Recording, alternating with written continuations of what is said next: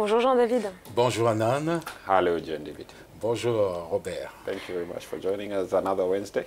Enchanté également d'être en votre compagnie. Absolument. De quoi parlons-nous ce matin, Jean-David? Écoutez Anan Robert, nous allons proposer à nos téléspectateurs aujourd'hui une réflexion qui porte sur les voies et moyens pour sortir de ce que les économistes appellent le piège de la malédiction des matières premières. Et pour cela, nous sommes allés exhumer une réflexion de deux universitaires, le Camerounais Désiré Avom et l'Italien Fabrizio Carmignani.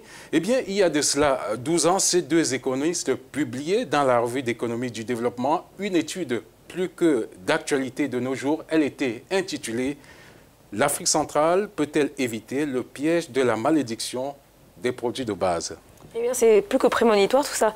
Dommage qu'ils ne soient pas souvent suivis, ces intellectuels. De quoi retourne-t-il? Oui, Anan, il faut dire que l'étude analyse la situation de 86 pays en développement sur une période de 40 ans qui va de 1965 à 2005. Elle évalue justement l'impact de la dépendance aux produits de base sur les indicateurs de développement. Mais Anan, ce qui nous importe davantage, c'est les solutions qu'il propose. Comment est-ce qu'il faut sortir du piège, justement, de la dépendance à ces produits de base? Now, Jean-David, Jean-David, on aimerait que vous partagiez avec nous les grandes lignes de la dépendance aux hydrocarbures. Oui, Robert, disons que dans le cadre de cette chronique, le temps est compté, il est limité, mais nous avons, n'est-ce pas, noté 3 exemples.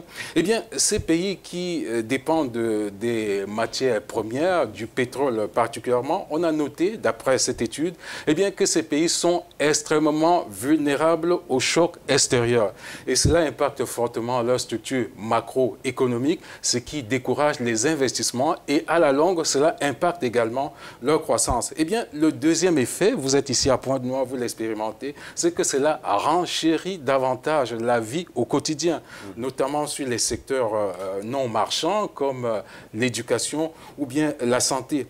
Il y a encore un autre effet, et c'est un effet assez nocif parce que cela impacte la vie politique. La dépendance aux matières premières impacte la vie politique en ce sens qu'elle génère beaucoup de corruption. Mais voilà, en quelque sorte, 3 aspects que nous pouvons relever. No. Alors, venons-en maintenant aux pistes de sortie, ce qu'on appelle la malédiction du pétrole ou des matières premières d'une manière générale.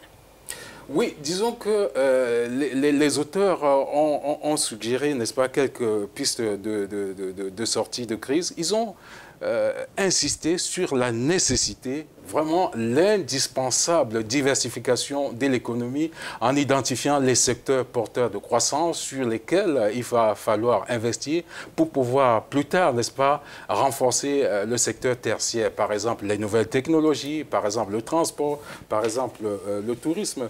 Les auteurs suggèrent également le renforcement du secteur financier afin que les investisseurs, les créateurs de richesses puissent, par exemple, s'épanouir.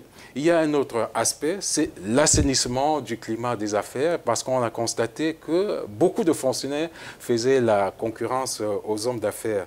Mais vous savez, nous sommes ici en Afrique centrale, il y a le défi des infrastructures, l'énergie, les voies de communication, les télécommunications et surtout la volonté politique, parce qu'on a constaté que sur les classements, par exemple, comme Doing Business, eh bien, les pays d'Afrique centrale sont en queue de classement.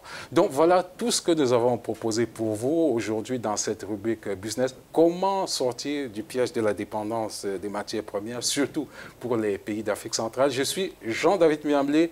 Merci de votre attention. À la semaine prochaine.